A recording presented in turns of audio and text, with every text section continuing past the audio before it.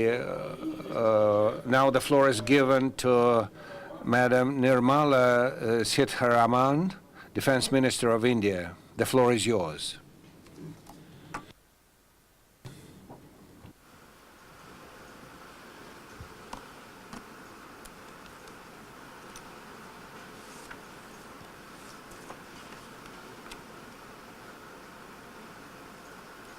Good afternoon, Mr. Moderator, Your Excellencies, Defense Ministers and other dignitaries,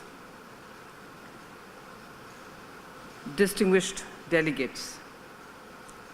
It's a pleasure to address the 7th Moscow Conference on International Security.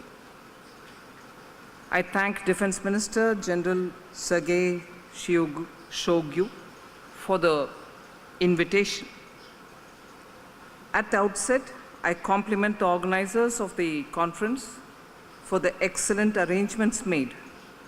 The program of the conference covers several areas of contemporary relevance. The theme of this session addresses a key aspect of the current global defense, security, and strategic scenario. It is appropriate that we are discussing this subject in Moscow. Russia has re-established its role and influence in global strategic and defense matters. Russia has also established new partnerships, even as it continues to build ties with older friends and allies. At the same time, relations between Russia and some countries are now beset with serious differences. This has created a complex dynamic. Either way, the solution to the key challenges we face today require Russia's active involvement. I welcome the statements by Defense Minister Shoigu and other Russian leaders in the opening session, stressing Russia's intent to explore all possible avenues for dialogue and a constructive approach to resolving differences.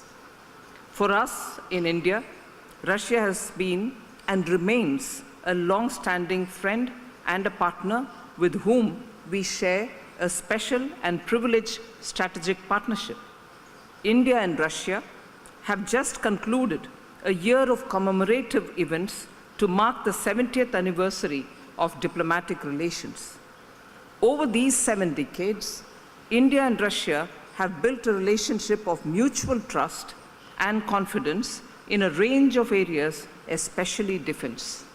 We therefore welcome Russia's growing global engagement and remain keen to continue consultations and coordination with Russia on international and regional issues.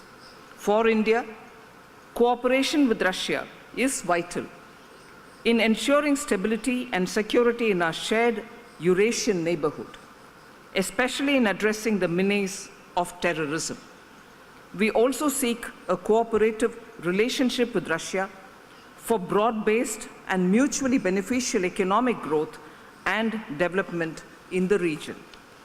The problems confronting the international community today cannot be solved by any one single country or group of countries alone. The issues facing all of us today require an inclusive approach within broader and consultative frameworks. It is in this context that I offer my comments today here on the theme of this session, namely global security in a polycentric world. Distinguished delegates, a key facet of the prevailing international situation is the continued and rising unpredictability in relations between major powers. This is both unprecedented and a matter of great concern. The current deterioration of ties between Russia and the West is a reflection of this trend. We also see the manifestation of this instability as a matter in which major powers, as well as other influential actors, have sought to address a range of regional issues and conflicts. At a fundamental level, Such divergent approaches indicate wider diffusion of power in the international system, in particular, the rise of Asia. This is a positive development in which India also seeks to play its due role. However, it is essential that we manage such profound changes, keeping in mind the need to balance change and stability. Specific and concrete efforts must be made to work towards enhancing mutual confidence. We need to avoid perspectives that seek to enhance narrow gains while undermining the larger good. In the economic sphere, we need to guard against protectionism, barriers to movement of skilled labor, and the closing of borders are unlikely to address the issues involved. We also need to ensure that benefits of growth continue to flow to less affluent regions. We cannot achieve stability by devising new ways to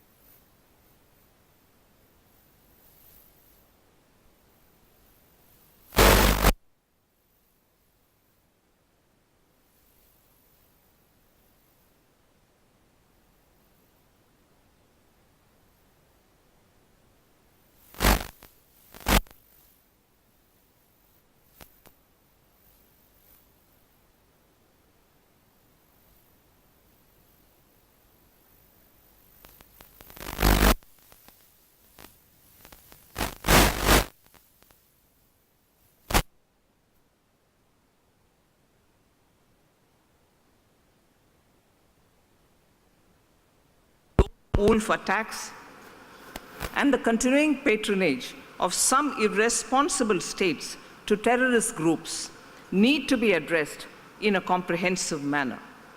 Efforts to establish a territorial base in West Asia by terrorists have been dealt a body blow. This was possible because broad objectives of all players, in particular the major international actors, were in alignment. This has been a silver lining in an otherwise challenging global scenario, and therefore it highlights the possibilities for greater cooperation in addressing the shared challenges we all face. Further, efforts are necessary to ensure that there is no re-emergence of terrorism in the region and prevent its spillover onto the wider region of returning terrorists. Better information sharing and intelligence exchanges are essential to address the threat. Cooperation in this effort can provide the basis for collaborative steps on other issues of mutual interest. We should also resolutely resist attempts by some states to retain influence through terrorist proxies. We in India are well aware of such nefarious designs, efforts by states to continue training, funding, or ideologically supporting terrorist groups for their narrow objectives should be repulsed effectively using forceful methods where necessary. The resurgence of territorial disputes in the maritime domain is another concern. Maritime territorial disputes are extremely complex. We need to ensure that such issues are managed effectively and solely through peaceful means. The past few decades of growth have transformed the Indo-Pacific region into the most dynamic engine of the global economy. We need to ensure that the prosperity of the Asia-Pacific region is not put to risk through unilateral actions that can undermine regional peace and stability. The rights of freedom of navigation and overflight, as well as unimpeded commerce, should be ensured. For India, this is vital to sustain its own territorial